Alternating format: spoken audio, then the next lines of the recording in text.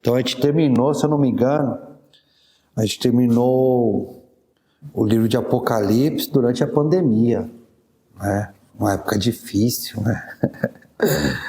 Pandemia, estudo Apocalipse, né? Parecia que era o final do mundo. Né? Mas graças a Deus, não acabou não, a gente está aqui ainda estudando a palavra do Senhor e estamos dando nossos passos aqui e chegamos no livro de Romanos. Vamos dar mais um passo aí até chegar em Apocalipse de novo, tá? Agora, Velho Testamento, eu acho que no máximo aqui na congregação a gente já estudou umas 2 vezes, irmãos, porque o Velho Testamento é muito mais longo, né?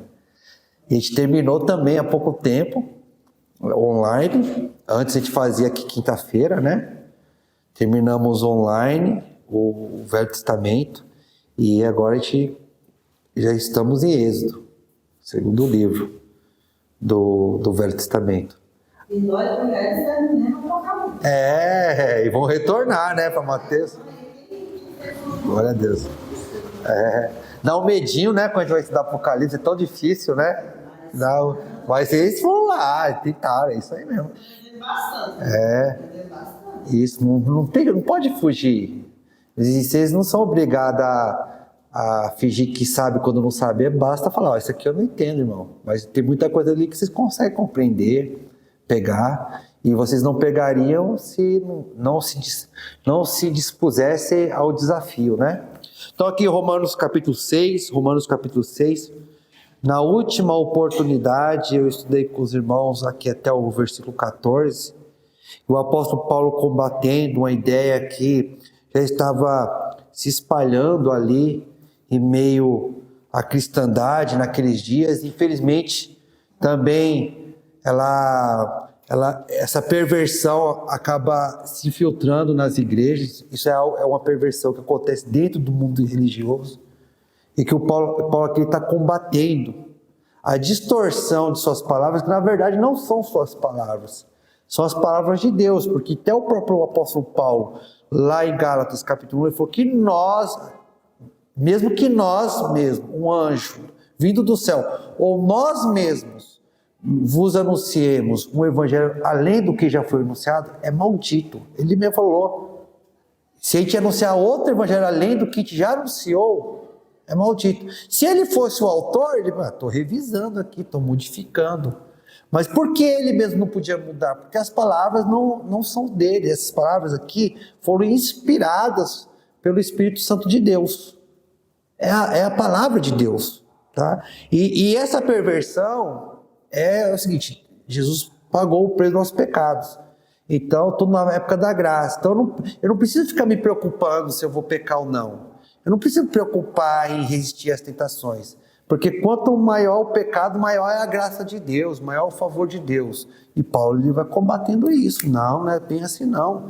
O versículo 1 ao 14, a analogia que ele usa, sobretudo que ele usa, é o seguinte: vocês estão mortos por pecado e agora vivos para Deus.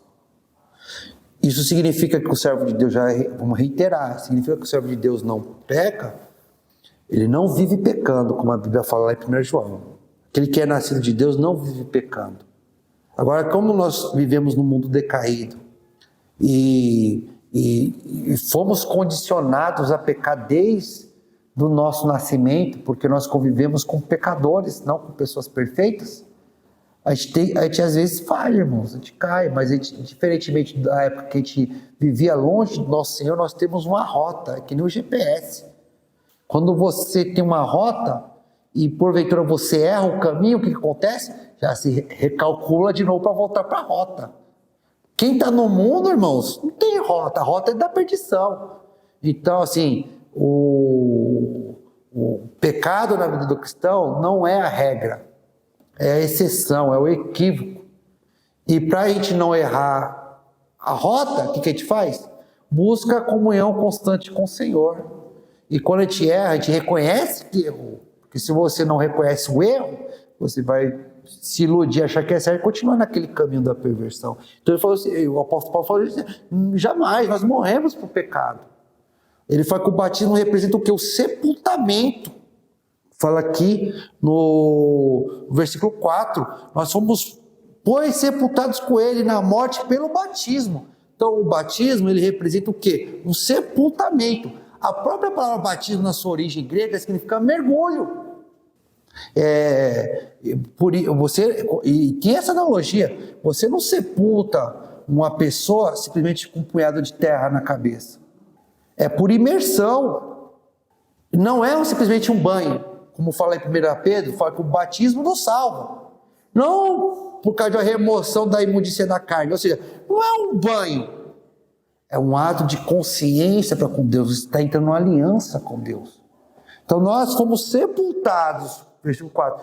Fomos, pois, sepultados com ele na morte pelo batismo, para que, como Cristo foi ressuscitado dentre os mortos pela glória do Pai, assim também andemos nós em novidade de vida. Então o cristão não pode ficar descompromissado com o pecado, porque o cristão, ele entende que Deus é santo e ele abomina o pecado, e ele não vai procurar fazer a coisa certa para comprar o céu. Não, Jesus já te salvou. Você vai fazer o que é certo justamente porque você é um cidadão do céu. Você vai se esforçar para fazer o que é certo porque você está salvo. Quem está salvo tem essa preocupação de fazer o que Deus agrada. E quando peca, por estar nesse mundo às vezes falha, ele logo se arrepende. E aprende com os seus erros para não ficar repetindo aqueles erros. É dessa forma que o apóstolo Paulo combate essa falsa ideia, que está implícita no mundo religioso, sobretudo, em muitos casos, no mundo evangélico. Porque não entende bem o que está escrito. Né? Estamos na época da graça. Mas é justamente porque está na época da graça que você não pode ficar pecando. Você é grato ao favor de Deus. E isso é bem sintetizado aqui no versículo 11, 12 do capítulo 6. Assim também vós considerai-vos mortos para o pecado, mas vivos para Deus em Cristo Jesus. Não reine, portanto, o pecado em vosso corpo mortal, de maneira que obedeçais às suas paixões. Tá bom? Então aqui a Bíblia deixa bem claro que nós estamos vivos para Deus em Cristo Jesus. Foi por crermos nesse sacrifício do Senhor Jesus, nos arrependermos do estilo de vida descompromissado com Deus que tínhamos. Mais que a gente acreditasse em Deus, a gente não ficava preocupado qual é a vontade de Deus, quais são os mandamentos de Deus. Era um estilo de vida despreocupado. Então a gente se arrepende desse estilo de vida. A gente terra aquela pessoa descompromissada nas águas do batismo. E agora a gente nasce como filho de Deus. Geralmente as pessoas falam assim: eu não sou dono do mundo, mas eu sou filho do dono. Né? Todo mundo acha que é filho de Deus. Mas a palavra do Senhor fala que todos nós somos criaturas de Deus. Mas nós somos adotados como filhos de Deus quando a gente se converte ao Senhor Jesus. Quando a gente recebe Jesus como nosso Salvador. A gente passa da posição de uma simples criatura para a posição de filho de Deus. É o que fala lá em João, capítulo 1, versículo 12. Eu vou ler rapidinho, mas marquem em Romanos, tá, irmãos? Eu só estou mencionando aqui, mas em João, Evangelho de João, capítulo 1, versículo 12. Evangelho de João, capítulo 1, versículo 12. O verbo, eu vou ler o versículo 10 e 11, do 10 ao 12, ó. O verbo estava no mundo, o mundo foi feito por intermédio dele. Aqui João, no Evangelho, já fala que Jesus existia antes de vir aqui. Ele é o Criador, nosso Deus é o Pai, é o Filho, é o Espírito Santo, os três são um só. Mas o mundo não o conheceu, veio para o que era seu, e os seus não receberam. Olha só, agora vem o versículo 12. Mas a todos quanto receberam, deu-lhes o poder de serem feitos filhos de Deus, a saber, aos que creem no seu nome. Então, quem é filho de Deus? Aquele que recebe Jesus como Salvador, aquele que crê no seu nome. Esse é filho de Deus, tá? Então, voltando lá para Romanos capítulo 6, agora aqui a partir do versículo 15, Se no primeiro trecho aqui, a comparação, a ilustração que Paulo usa é mortos e vivos, do versículo 15 ao versículo 23, a ideia que ele vai usar como comparação da antiga vida sem Cristo com a vida de Cristo é escravo e liberto. Escravo e liberto. Tá? Então eu gostaria de pedir para a Janaína ler para a gente, se for possível, amor, do versículo 15 ao versículo 23. Você pode ler, por favor? Do 15 ao 23. E daí? Havemos de pecar porque não estamos debaixo da lei e sim da graça? De modo nenhum. Não sabeis que daquele a quem vos ofereceis como servos para a obediência, desse mesmo a quem obedeceis, sois servos, seja do pecado para a morte ou da obediência para a justiça?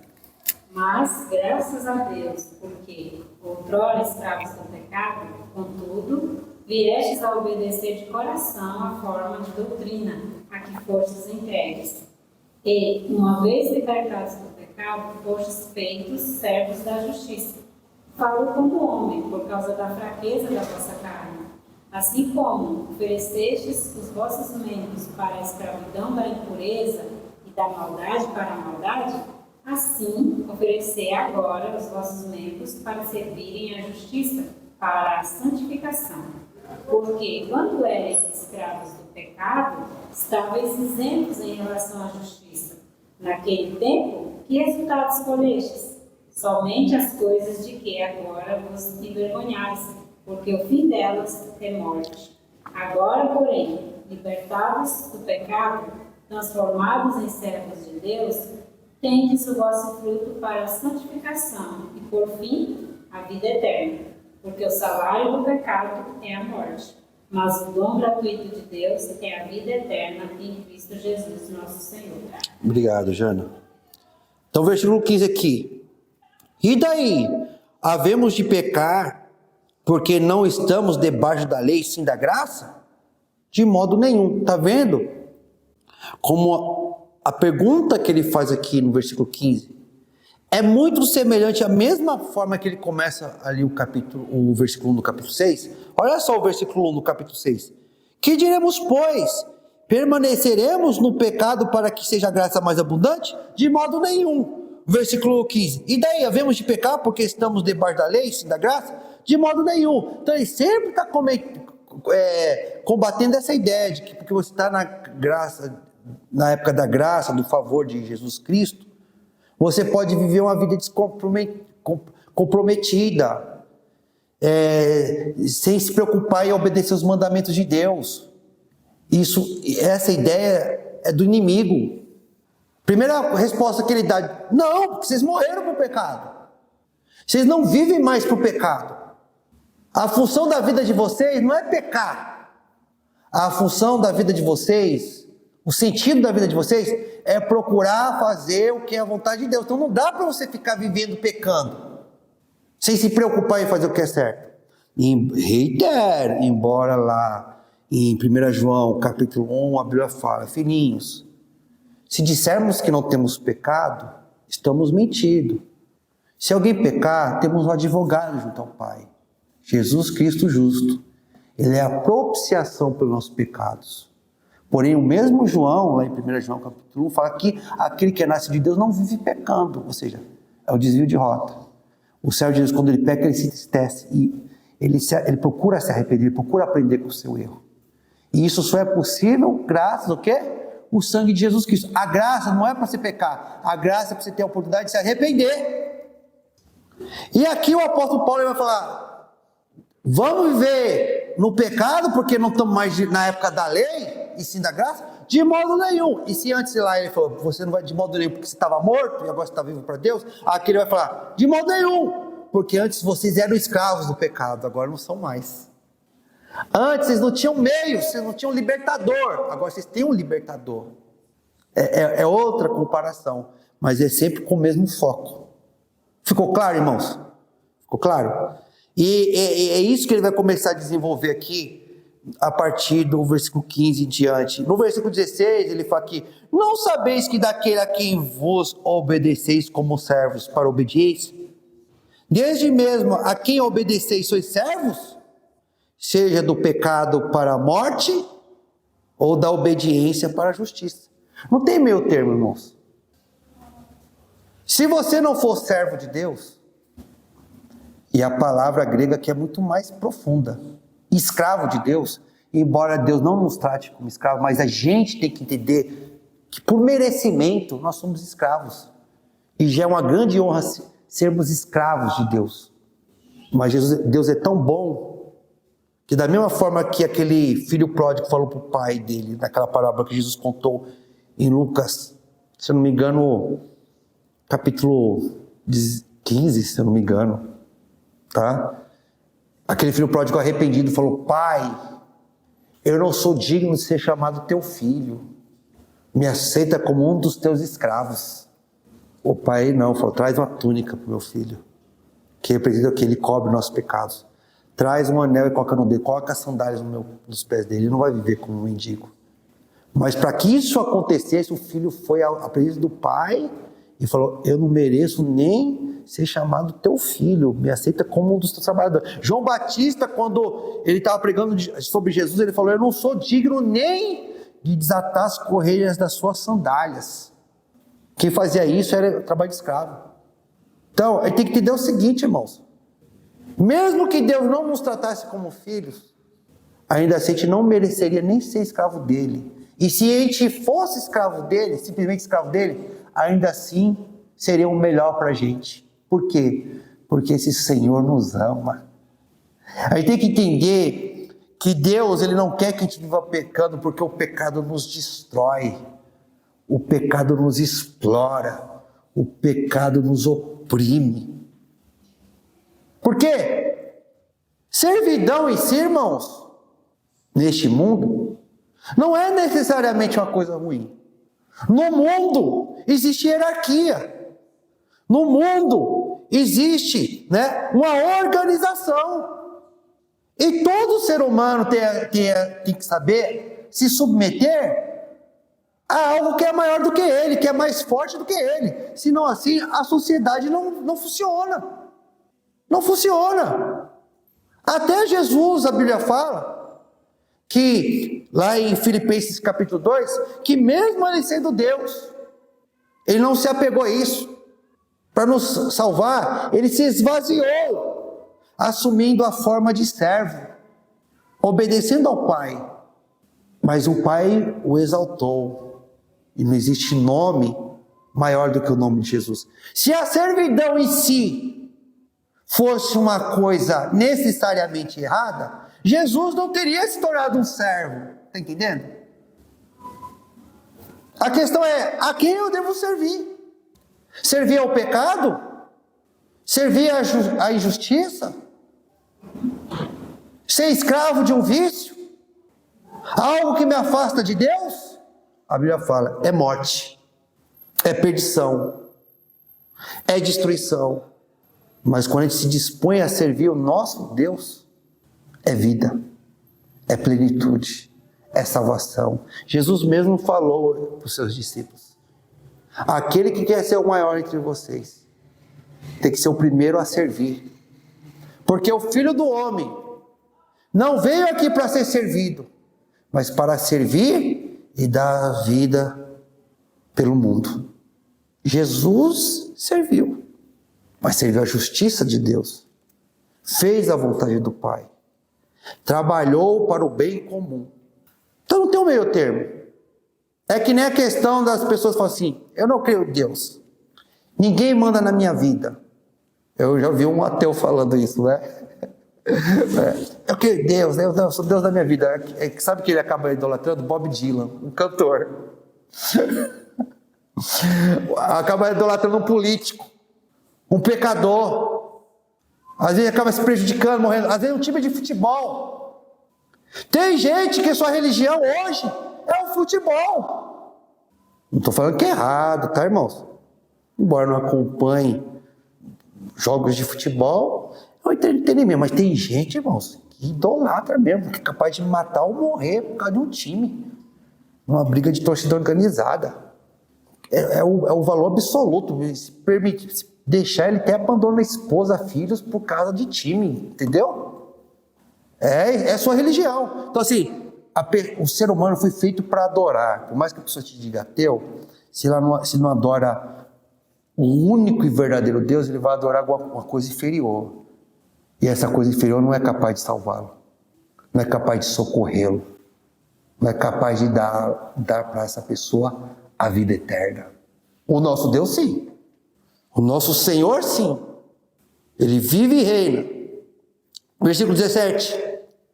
Mas graças a Deus, porque outrora escravos do pecado, contudo vieste a obedecer de coração a forma de doutrina que fosse entregue. Você não vai viver mais por pecado, porque você não é mais escravo do pecado. Agora você tem um Senhor maior. Então, assim, ninguém gosta de ser dominado. Ninguém gosta.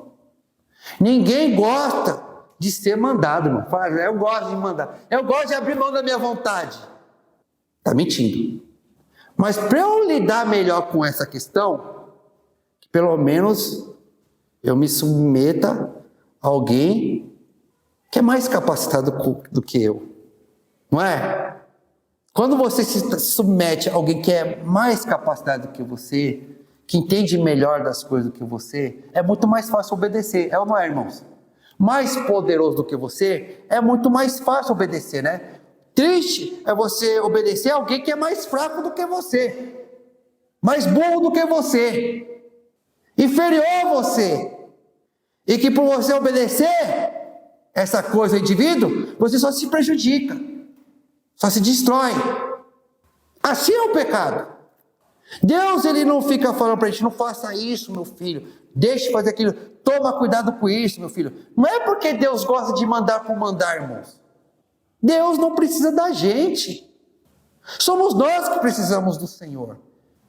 A fruta, melancia, laranja, banana, cada gosto, irmãos, fora as frutas da Mata Atlântica, tem uma variedade de frutas no Brasil que é incrível. Uvaia, siriguela, pitanga, e um monte de coisa, irmãos. Deus come isso. Ele fez para quem? Seres humanos, para os animais. Bastava dar uma ração só, já era, né? Só uma ração ali, com todos os um gosto só, com todos os nutrientes, papum. Mas ele se preocupou em cada gosto, em cada aroma, em cada cheiro. E ainda mais deu a capacidade do ser humano de usar a sua criatividade para pegar aqueles elementos e ainda fazer coisas mais bonitas e gostosas, né, irmãos? Por quê? Ele nos ama. Ele não precisa disso. Você acha que Deus precisa de oxigênio? Mas ele nos deu. O ser humano dizem que não consegue ficar 3 dias. Uma semana sem comer consegue. Na média. 3 dias sem água, game over. Deus precisa tomar água? Ele deu pra gente.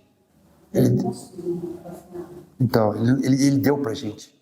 Ele deu pra gente. 3 dias em situações críticas, né? Por favor, não vou ficar sem tomar água, né? Por 3 dias. Mas Jesus conseguiu 40 dias e 40 anos. Foi um milagre. O Senhor sustentou ali. Humanamente é impossível. Foi um milagre.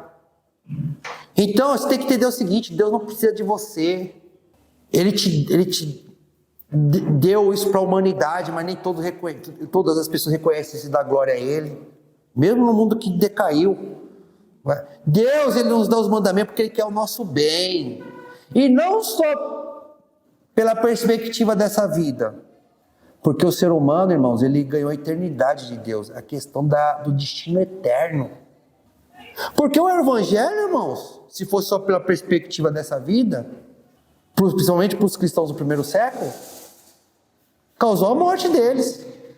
Se fosse só pela questão dessa vida, isso não compensa para mim, não.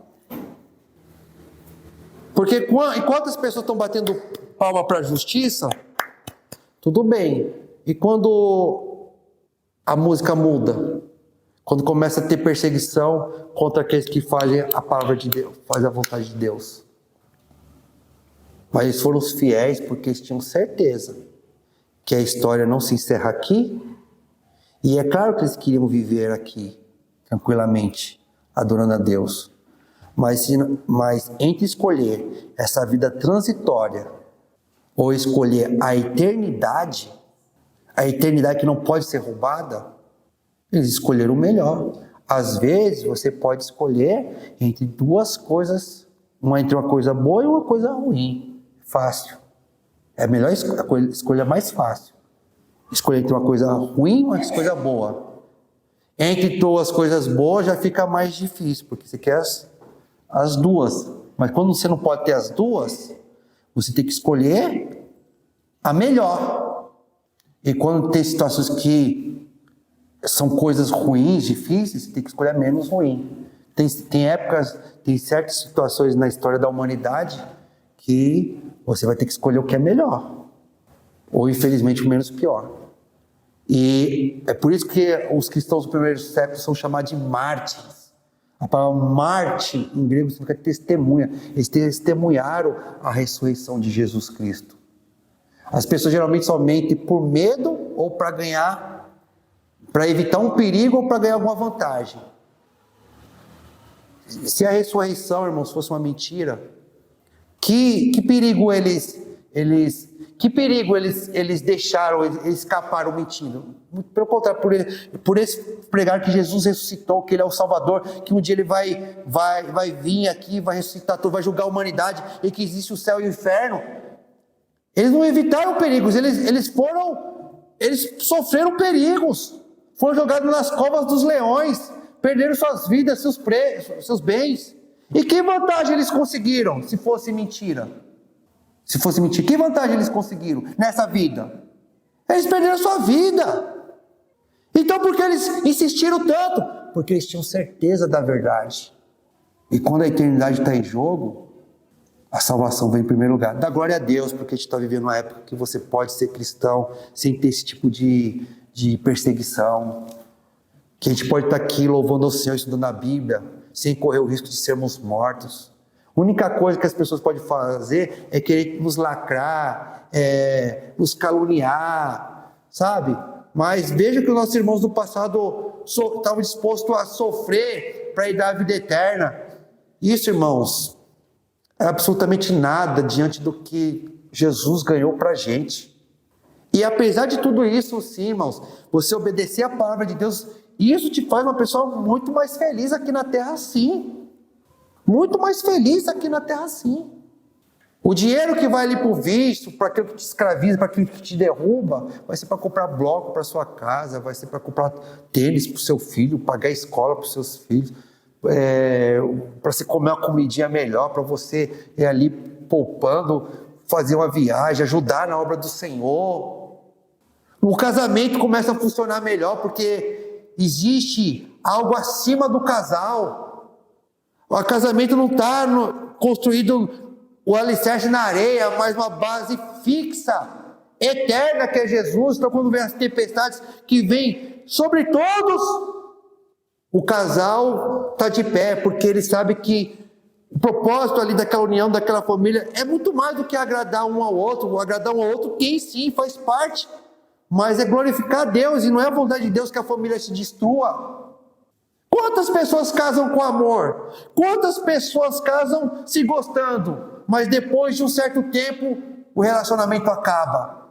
Porque se um relacionamento não tem bases firmes, irmãos, maior do que as vontades, maior do que simplesmente a beleza, o gosto, não perdura. Então servir ao Senhor, sim, traz vantagens para essa vida também. Servir ao Senhor, estudar a palavra de Deus, deixa as pessoas mais sábias. Eu conheço pessoas, e entre elas tem pessoas aqui, que não teve a oportunidade, às vezes, nem de completar o ensino fundamental. Eu, pela graça de Deus, não estou falando isso para me vangloriar, mas eu não posso esquecer da posição de Deus que me colocou a partir de sair da periferia. Eu, pela graça de Deus, eu convivo com intelectuais, faço doutorado lá na USP. Fiz graduação na USP, mestrado, estou lá. Eu convivo com intelectuais. Mas, às vezes, aqueles intelectuais não têm um nível de sabedoria, de entendimento do mundo, até mesmo de se expressar, saber lidar com o ser humano, que muitas vezes uma pessoa que não terminou o ensino fundamental consegue, porque isso veio de brinde, porque isso aqui é uma biblioteca. E milhares de anos, Deus usou autores diferentes, de culturas diferentes. Quando você estuda isso aqui, você tem uma compreensão mais ampla do que é o ser humano, do que é a vida. Isso ajuda não só na vida espiritual, mas ajuda você a se destacar lá fora também. Mas não se resume só essa vida. Se só se resumisse essa vida. A Bíblia fala que isso aqui tudo vai passar. A promessa é que o mesmo Criador que criou esse universo, vai criar um novo universo e vai habitar com a humanidade eternamente. E para isso ele liberta aqueles que creem no seu santo nome das amarras, das cadeias do pecado. Versículo 18: e uma vez libertados do pecado, fostes feitos servos da justiça. Ele fala aqui, versículo 19: falo como homem por causa da fraqueza da vossa carne. Ou seja, ele está falando, falo como homem, em que sentido? Eu estou usando uma comparação aqui do plano dessa vida. Ele está falando de coisas muito mais profundas. Então ele está falando aqui para a gente entender que a gente não tem que viver pecando, usando uma comparação do dia a dia, que é o quê? A questão da escravidão. Ninguém gosta de ser escravo. Assim como aí ele fala aqui, assim como ofereceste os vossos membros para a escravidão da impureza e da maldade para a maldade, assim oferecei agora os vossos membros para servir à justiça, para a santificação. Antigamente, você, sem Cristo, simplesmente você era marionete. De quem? Do diabo. Diabo não, irmão, eu sempre fazia a minha vontade. E aí, o que você conseguiu com a sua vontade? O que você conseguiu na sua vida com o seu egoísmo? Com o seu orgulho? E não se engane, só existe um único e verdadeiro Deus. Quando você não está servindo ao único e verdadeiro Deus, você está fazendo a vontade do inimigo de Deus, que é o diabo. Que não é um Deus, pode ser Deus para esse mundo. Só existe um único e verdadeiro Deus. Ele é criatura, que se desviou. Porque os primeiros seres que foi dado o livre-arbítrio foram os anjos. E alguns anjos usaram essa liberdade de escolha, a minoria, e pecaram contra Deus, e caíram, que são os demônios. Então por que Deus deu o livre-arbítrio? Porque só quando existe a liberdade, existe a amizade e o amor. Deus te deu a oportunidade de você escolher. E Ele torce. Ele coloca a palavra, coloca servos como eu para falar assim, para te chamar. Para que você atenda o chamado dEle. Se você passou por essa vida e foi tocado pela graça de Cristo e se entregou ao Senhor Jesus, você já venceu na vida. Pode estar pegando latinha lá fora, amassando latinha assim para vender. Mas se foi tocado pela graça de Cristo e se rendeu a Jesus e está seguindo Jesus, venceu na vida. Pode ser um bilionário, mas passou por essa vida, não atendeu a graça de Deus, jogou a vida no ralo. Jogou a vida no ralo. Algumas pessoas falam que para vencer na vida você tem que ser rico. Então a grande maioria está condenada à infelicidade. Porque os super ricos lá são o que? 1%. A palavra de Deus fala que não adianta você ganhar o mundo inteiro e perder a sua alma. Não adianta você querer ser bilionário aqui. Quanto você acha que você vai viver aqui? 60 anos? 70? 80 anos? Até 90? Comparado com a humanidade, isso aí é ninharia, mesquinharia. Mas quando você não entrega a vida para Jesus, o seu maior problema já foi resolvido, que é a da salvação. Então não precisa você se desesperar, ficar perturbado, cair em depressão por causa dos problemas que surgem aqui. Com paciência você vai conseguir, sabe por quê? Porque o seu maior problema já foi resolvido. Você já tem o seguro. E é claro que você vai prosperar. É claro que você vai prosperar. E próspero é dar com essa satisfação, essa alegria de saber que você não é escravo do seu ego. do seu egoísmo, das suas paixões. Você tem aqui que te guia, que te orienta. O que seu orgulho, o que o seu jeito sem Jesus, aonde te levou? Você está feliz? Você se sente pleno? Ou está na depressão, está no desespero, tentando se matar? Coloca Jesus na frente. Coloca Deus na frente. Faça oração sincera para Jesus. Senhor, eu desisto de ser o rei da minha vida. O meu egoísmo só me levou para o buraco. O meu egoísmo é fraco contra o diabo, contra o pecado. Mas o Senhor é grande. O Senhor é justo. O Senhor é o Rei dos reis, o Senhor dos senhores. Essa escolha eu fiz, irmãos, quando eu tinha 14 anos de idade. E foi a maior decisão e melhor decisão que eu tomei na minha vida. Eu não me arrependo. Porque sem Jesus eu nada sou. Eu não sou digno desse Senhor. Eu não estou ao alcance desse Senhor. Mas eu o amo. Eu o amo. Eu amo tanto porque, mesmo eu não sendo perfeito, mesmo eu sendo falho, Ele derramou o seu sangue para que eu habitasse eternamente com Ele na glória. Então eu não vou viver me entregando ao pecado. Eu vou lutar contra o pecado até o último dia. Porque o pecado não é meu dono. O meu dono agora é Jesus. Se a Janaína pegar aqui a chave do meu carrinho, que é a bênção do Senhor, e for lá abrir o carro, tudo bem, ela é a dona. Agora, se eu ver outro ali que não é o dono querendo levar, você acha que eu vou gostar? Eu vou lutar, eu vou chamar a polícia, eu não vou me revoltar. Pode até levar, mas ela vai ter que pagar. Eu não vou aceitar. Meu dono é Jesus, não é meu pecado. Então, o pecado às vezes até nos rouba, às vezes. Né? Mas a gente se revolta, a gente luta. E vai continuar lutando até Jesus vir e nos resgatar por completo. Por quê? Porque meu dono não é o pecado, é Jesus. Por isso eu me arrependo, por isso que eu peço perdão, por isso que eu me volto para a palavra, por isso que a gente faz o que a gente está fazendo aqui hoje. Então antes você era joguete, seu corpo, você pensava que mandava na sua vida, mas na verdade você era marionete das suas emoções, do diabo. Agora não, você é templo do Espírito Santo, você é um servo da justiça. Jesus age aqui na terra, Ele quer agir aqui na terra usando você. Versículo 20. Porque quando eres escravos do pecado, estavam isentos em relação à justiça. Naquele tempo, que resultado colheste?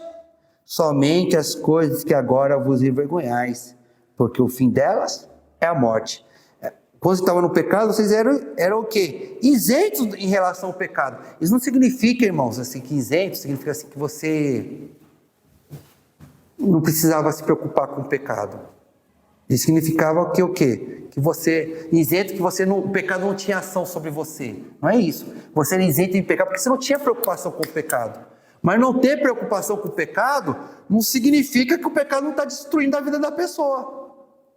O problema é que quando a pessoa não tem consciência, ela está mais o quê? Vulnerável a ser manipulada. Ela não se preocupa, então ela não tem poder de decisão, ela é destruída sem perceber, não tem possibilidade nem de reação. É que nem uma pessoa que tem um salário, mas não anota os gastos, não sabe o que entra e o que sai. Aí quando vai ver, está devendo um monte, porque não sabe nem o que gasta, não controla o que gasta. Não é consciente, você não consegue administrar, você não consegue gerenciar aquilo que não é quantificado, aquilo que não é percebido.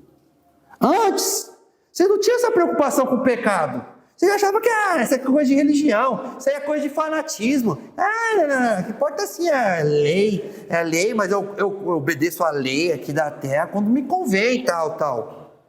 Aí, o apóstolo Paulo e o Espírito Santo falam, e aí? que você ganhou quando você vivia essa vida? Que você não tinha nenhuma preocupação com o pecado. Que para você tanto fez como tanto faz.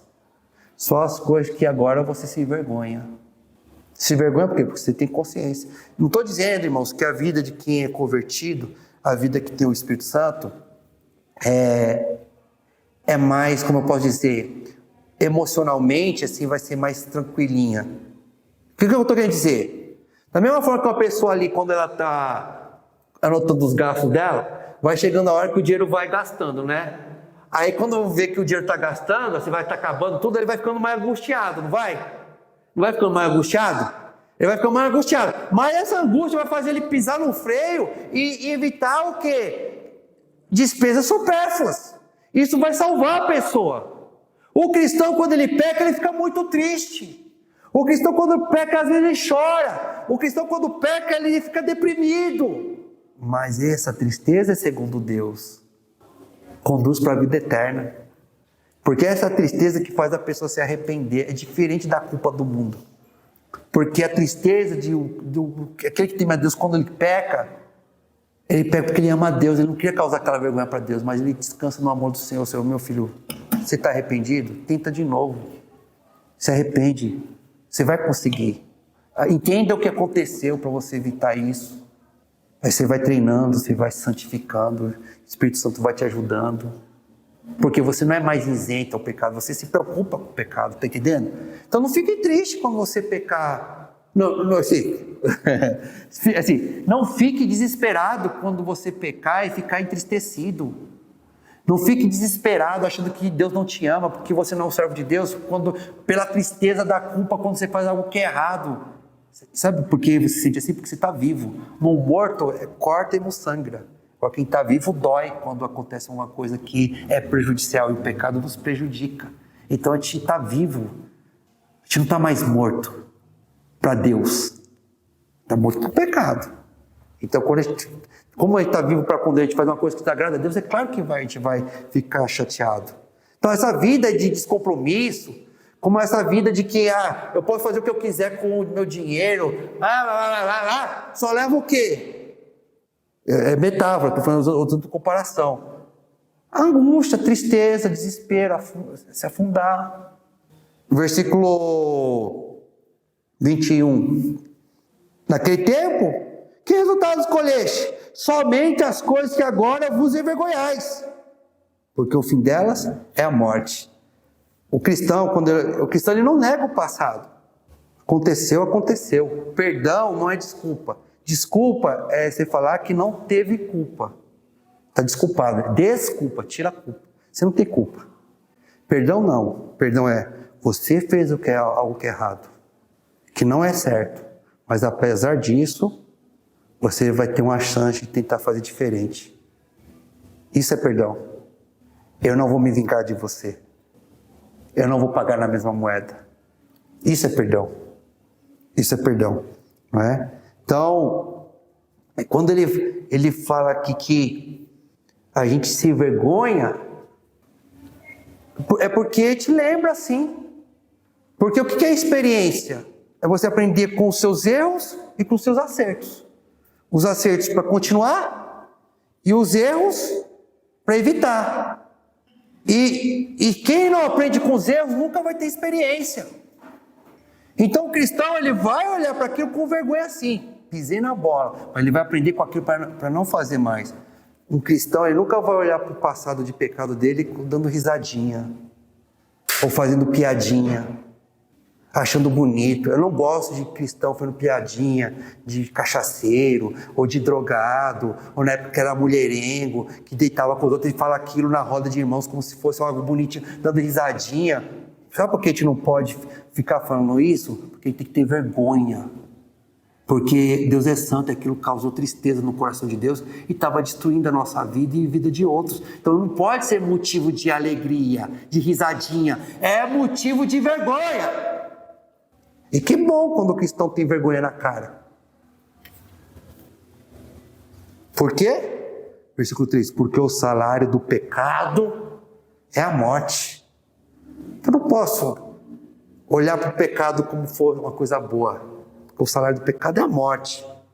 Mas o dom gratuito de Deus é a vida eterna em Cristo Jesus, nosso Senhor. Gratuito.